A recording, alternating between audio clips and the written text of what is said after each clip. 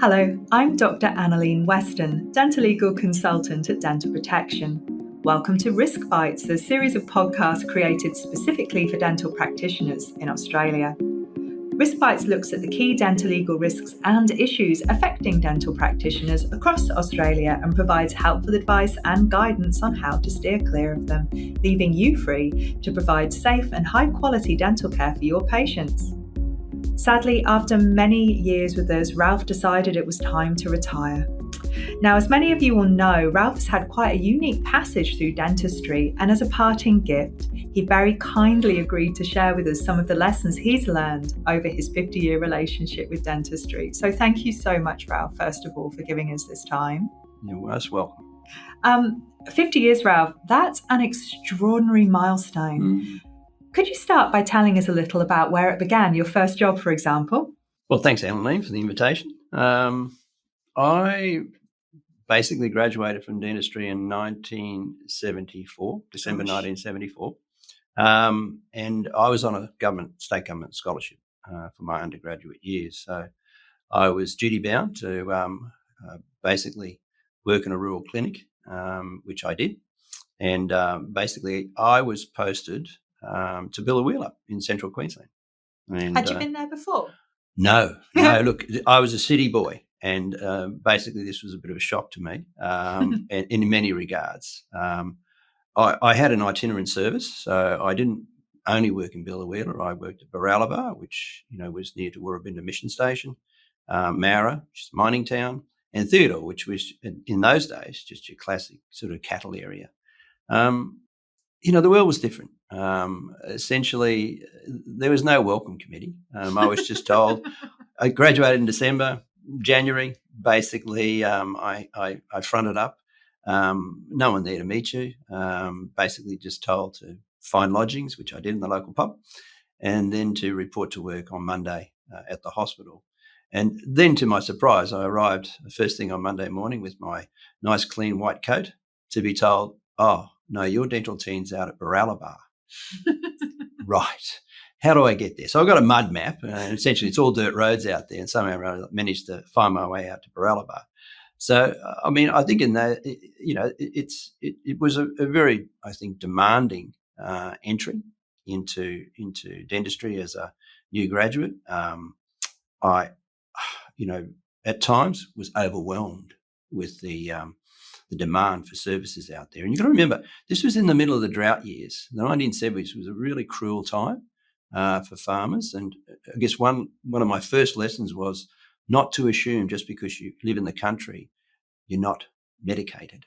And to my surprise, there was a high suicide rate out there because times were tough. And people largely were on a lot of medications to actually get through. So, the life of the country dentist was very demanding, much less if you were the local doctor. And really it was never ending, what you actually had to, try and get through in a day's job. And remember, I was only there for a week. And so it was a travelling roadshow. Gosh. Did you have a technician there to make dentures, or did you have to get that back to the city? That was my team. Yeah, my team. I mean, I was quite chuffed when I was told by the state director, "You're going to be the dentist in charge." And I thought, oh, that's pretty impressive. Brand new grad, dentist in charge. Well, there were no other dentists, obviously, but I did have a dental technician and had a dental assistant who travelled on the road with me. So from a denture perspective, and again, this was not how I was taught to basically do dentures, because essentially everything had to be done in the space of 4 days. Gosh. So your technician becomes, an invaluable member so that you can get through that, and often work, through the night to do varying stages. So, yeah, I mean, I think, dare I say it, you had to be a reasonably confident and accomplished dentist to work well in those sort of isolated areas. I have to say, when I arrived, I wasn't. You were a recent graduate, so you were brand new graduate at the level. Absolutely. I had to get used to doing stand-up dentistry. I'd been sport at university, so in that sense, it isn't easy. And they certainly don't do things that way now. There's obviously a far better selection process than bunging brand new grads out there. Putting them up in the pub. And I can imagine travels with pressure cooker.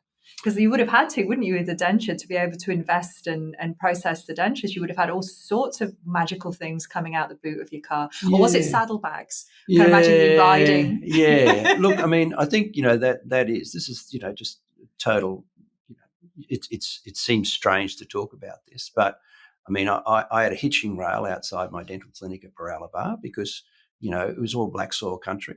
Once it rains out there, nothing can move. So it was either a tractor or you came in by horseback. And I remember the sign outside that said, "Take your dirty bleep boots off and before you come into the clinic." Clinics were very basic. Your equipment, you became an expert sitting there at night time with your dental technician and your dental assistant trying to put your equipment together to fix it up because, there was nothing, no one else out there that was able to put together dental equipment. We'd just be on the phone to someone in Brisbane telling us this is what you need to do and the parts will be on the train. And you can pick it up from the train station when it arrives. That sounds like quite the experience. Yeah. I mean, it as I said, it was a baptism of fire. Yeah. I have to say, and I'll maybe mention it later on, whilst I didn't have any mentors that I knew, when I arrived, I formed a great bond with the local dentist in Bella. He saved my bacon so many times. He was just a wonderful, wonderful colleague and became a very good friend of mine. And it is something that's very necessary when you're a brand new grad. Yeah, the value of mentors, I think, can't be underestimated in every role, really, isn't it? Yeah. Look, I mean, I think, as I said, it's something that most probably we're not thinking of. We're reasonably confident people, but it's vastly different from the sanitised environment that you used to be working in at university. So, certainly having a mentor, preferably close nearby, to help you just proves invaluable as a new grad. So I'm guessing that's some advice you'd give a recent graduate starting their career then to find a mentor. Would there be any other advice you'd give them? Oh, look, I mean, I think, mentors are critical. And, again, preferably you've got someone in your practice. And again, it's part of the selection process, which goes both ways. When you're applying for a job, you're actually looking at the environment that, basically you're being invited to join as much as they're looking at you as to whether you fit. So, the acceptance of the fact that, your skills, need, quite a bit of work and be prepared to pace you, that's critical. I think the second piece of advice I'd give is to just expect that your first 2 or 3 years is going to be hard. Yeah, absolutely. Steep learning curve. I think you're climbing a mountain and, you've got the pressure of time, which is suddenly now imposed upon you. So, I mean, certainly when it comes to getting your career going, you do have to expect that, there's a postgraduate phase that you will go through. And as I said, having a good working environment is critical. I guess the other point I'd make, just to follow on from that, whilst they may not be the day-to-day mentor, going and personally meeting the local specialists, if you've got them local, but if not, do it over the phone. But you need to take the time to basically introduce yourself. You will have problems, and you will need to talk to someone to help you talk it through and to make an assessment whether you should be doing that case or whether it should be referred on. And again, if you've made that personal connection, it's so much easier. It becomes seamless. And I guess the other thing I'd say is you've got to try and get your work and personal life balance right.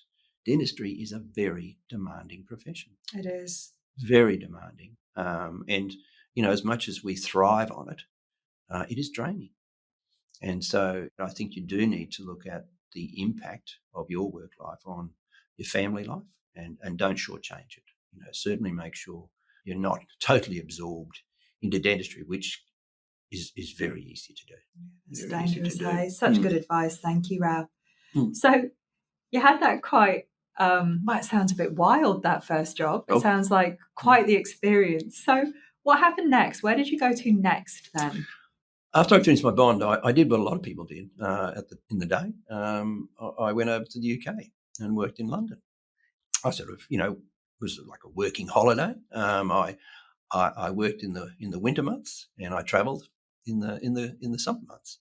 So it was a good experience. And again, it's looking at how their systems operate. I mean, in those days they were moving very more readily across to IV sedation, which I did the nitrous oxide course, and that was very useful for me. But IV sedation was coming in. Not that it really took my fancy, but again, you could see where dentistry was going in the UK.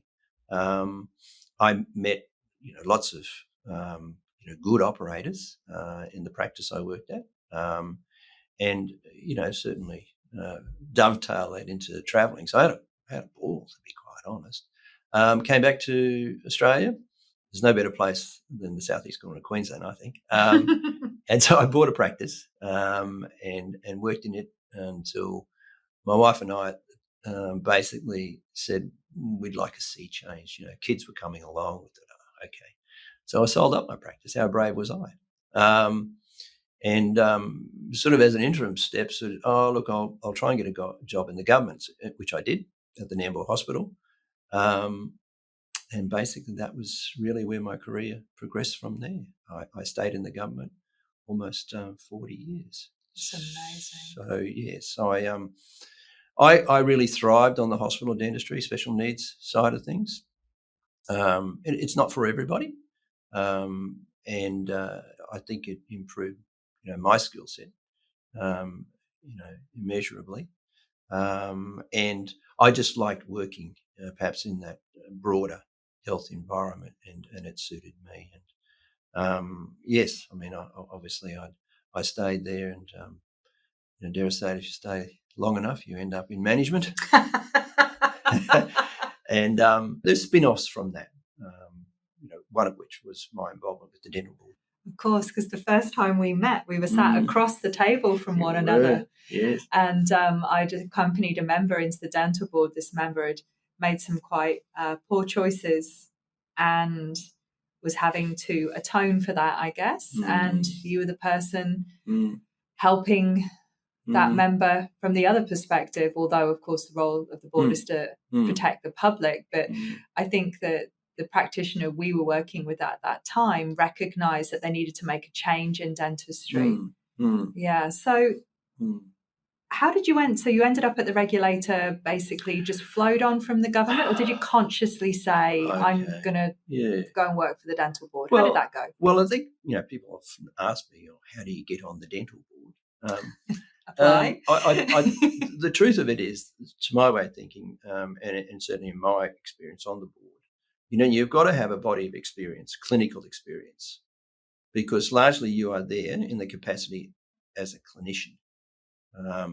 Because the board's basic I guess expectation is that we're assessing the treatment that's been provided to a patient. The patient has obviously lodged the complaint; they're dissatisfied. So our role is really to look at whether the treatment was appropriate in the first instance, and has it been done to an acceptable standard and with the patient's safety in mind. It's reasonably broad and can cover a lot of things. So at the time, I was the deputy superintendent of the Brisbane Dental Hospital. So I was the senior clinician at the dental hospital. So there was that aspect. Board selection goes beyond that. They also look at your connection to the wider profession. And so I had been on many committees with the Australian Dental Association. And I was also at the time the president of the called the Queensland Public Sector Dentists Association. And it was actually on the basis of my presidency that I was nominated to go on the board, and there's a government selection process. And at the time, there'd been a huge political change. You may recall the Bajorki-Peterson era. That had just concluded, and the Goss government was coming in. So they're not political appointments, but at the same time, governments are, certainly wanting to make changes. And so the winds of change were that they wanted younger dentists, considering me young, but with a body of experience, to actually be there for fresh thoughts. And we were very lucky. They'd appointed a new chairman, and that happened to be the dean of the dental school, which was Professor Ken Atkins. And he was very open to fresh ideas. So I was very lucky in that sense to be with, I guess, a group of members, old and young. And we moved on from the days where we were going out and measuring the size of the font of your sign. I heard about those years. And, advertising was taboo. It was a challenge for people to find dentists because they're usually down dimly lit corridors at the back of the building. So there was a mega change that came most probably over the next 10 years. I ended up being on the board for at varying times, sort of in and out, but mostly for about 25 years. Yeah, it was a long time. Yeah, I only resigned in 2012 because I then assumed the role as the president of the Australian Dental Council, which is based in Melbourne. Mm-hmm. So I left Queensland Health at that same time as well, and filled a challenging role with the accreditor with the Australian Dental Council. So, again, just coming back to your point, what do you do? How do you get on? Essentially, you do need to have a wealth of experience at a senior level. Do you need to know a lot about legislation? No, but you'll learn it very fast. You'll learn that on your feet. Yeah, exactly. So, essentially, I was, I think, well satisfied with my time with the dental board. Mega changes occurred over that 25-year period. I do remember very vividly meeting you. Look, it's not nice to be critical of a colleague's work. No. And to be, perfectly honest, we don't have many inquiries because most people, get the assistance of a DPL consultant or some or like. They are basically set, I think, on the right direction to basically acknowledge that the patient, is upset, and B, perhaps there needs to be a change in their treatment. Yeah, it's one of the most challenging parts of our role, as you know, because of course, when you stepped down from the dental board, you came to work with us also on the other side of the fence, so supporting the practitioner as opposed to the protection of the public aspect that goes with the board. But it's, it is truly the worst day of someone's life. Yeah. Yes, and I often, people often say to me, what were some of the major challenges? Well, look, there were some people that came before us that, I have to say, deservedly needed to be basically challenged by the board, and sadly, if they can't acknowledge it, that conditions had to be put on their practice, basically. But it's not. It doesn't happen that often. To be truthful, Annalene, it doesn't happen. More at the end of the day, boards, are not there to be anything other than fair to both the patient and the dentist that's involved. But there is an expectation, and it's based on our clinical knowledge of what's reasonable in dental practice. That action, if necessary, sometimes has to be taken. That may be uncomfortable, but at the end of the day, it's to actually encourage people to move or shift their I guess their approach to dentistry sometimes, and as I said, most probably not have to front up to the dental board, because you're right. I think it is actually one of the worst experiences for any professional. I think so. Sure. So, Ralph, you were recognised in 2015 in the Honours List, and you now have an Order of Australia, which is absolutely amazing. I remember how proud we all were of you when we saw that announcement. It was it was so well deserved. And of course, I know that. But I'm going to ask, for the people who don't know, what led to that nomination for you? Well, I mean, as it goes, the nominee is not to be informed that they're going to be nominated. So in that sense, I was unaware that someone or a few people were preparing the documentation. So it was like a big shock then? Very much as a shock. I actually now sit in a capacity to have a role in assessments for the Order of Australia. But as I said, with my experience, I was unaware totally. I received notification that I was being considered by the panel that assesses people for an Order of Australia. And it just simply said, would you please check the CV that's been submitted on your behalf? So somehow or other, someone had got a pretty accurate CV of me. And essentially that was it. I was, as I said, surprised, honoured, to be quite truthful, overwhelmed, because there are many in our profession that are deserving of this. And so, obviously some very flattering comments have been made by colleagues.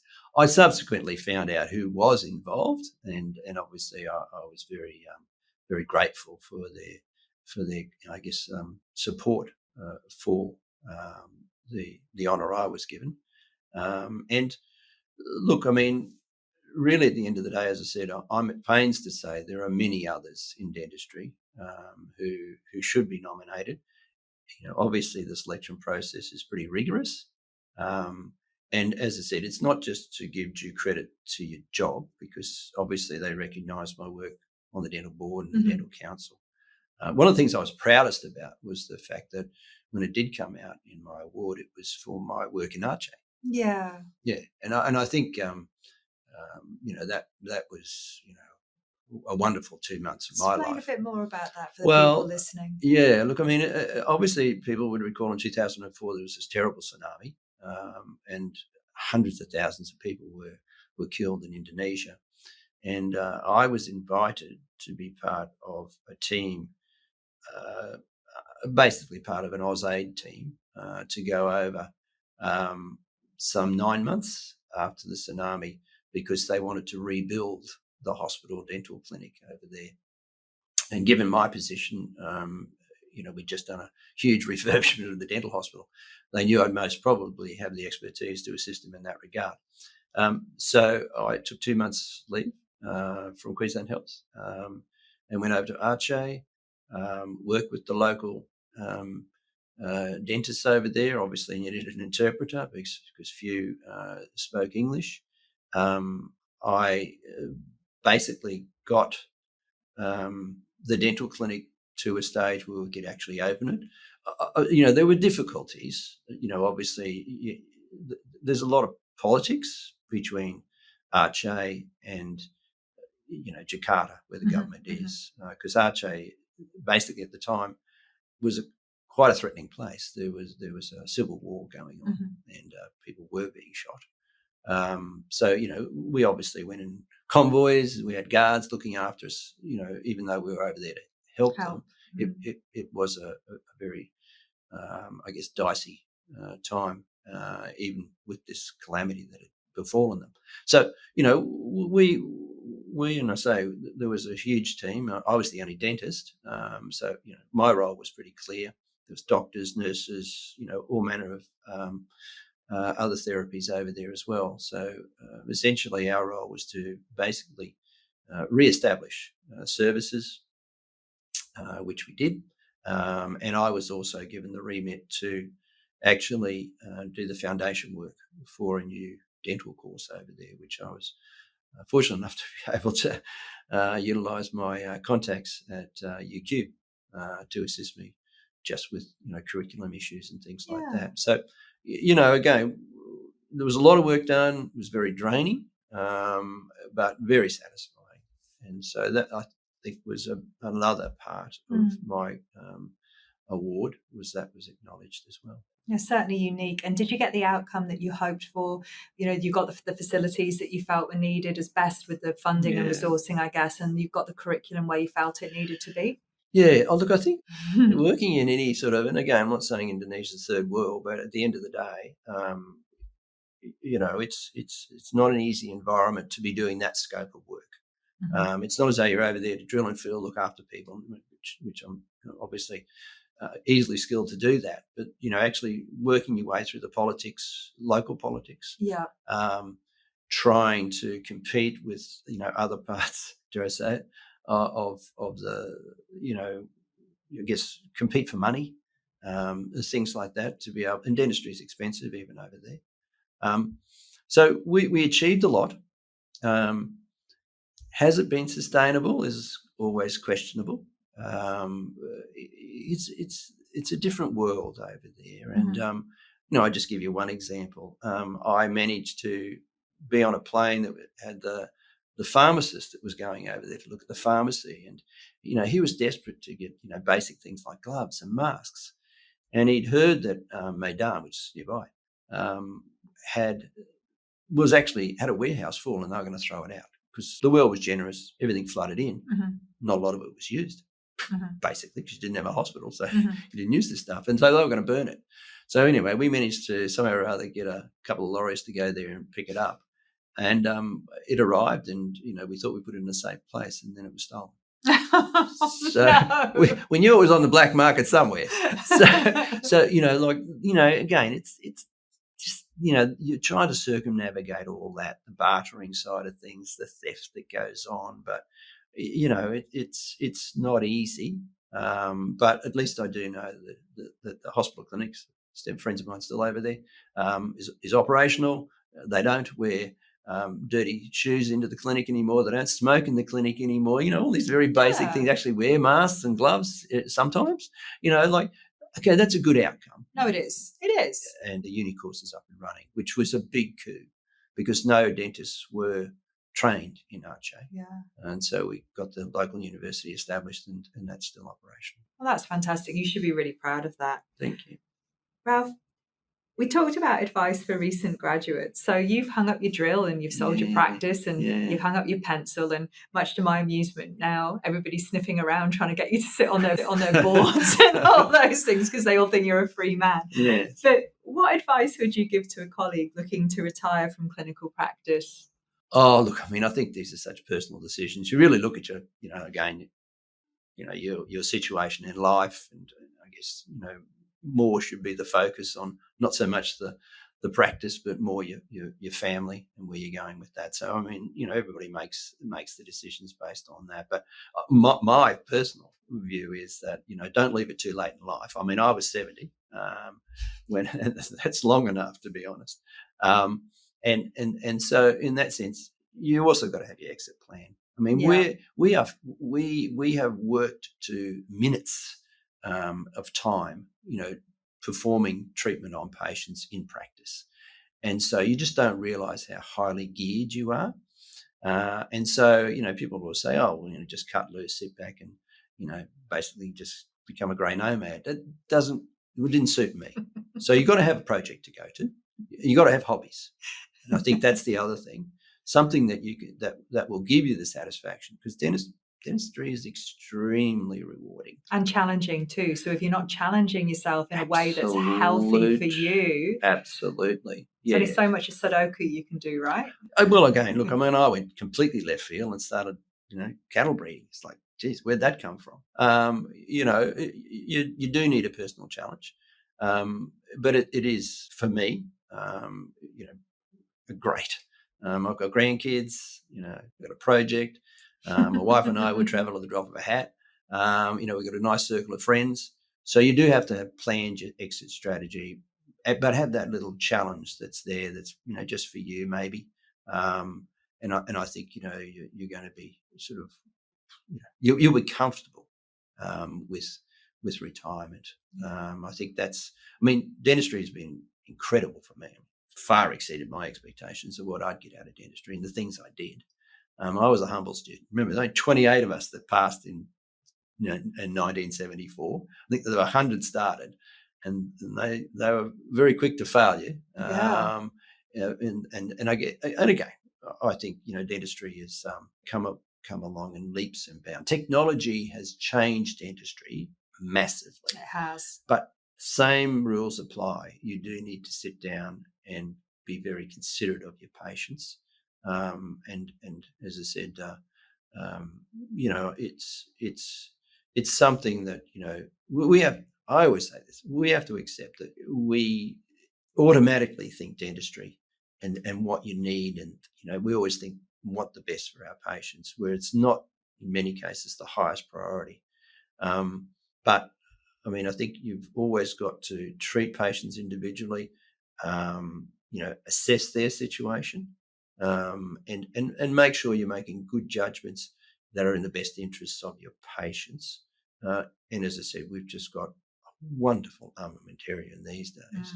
There's still a person attached. Absolutely. And if I've got one parting word I'd be saying is that, dentistry can, I'm not saying get boring, but it's repetitive. Okay. And so where's your interest level lie thereafter? It's actually talking to patients, getting into their heads, becoming part of their lives.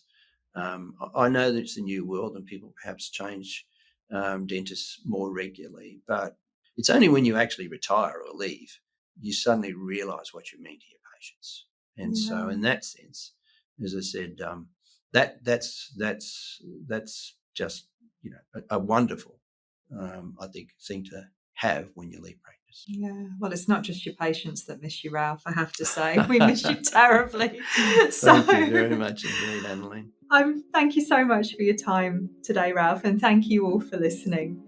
We hope this podcast was helpful to you, and we look forward to sharing more guidance with you in the future. If you like Dental Protection podcasts and you'd like to hear more, please subscribe and leave a review.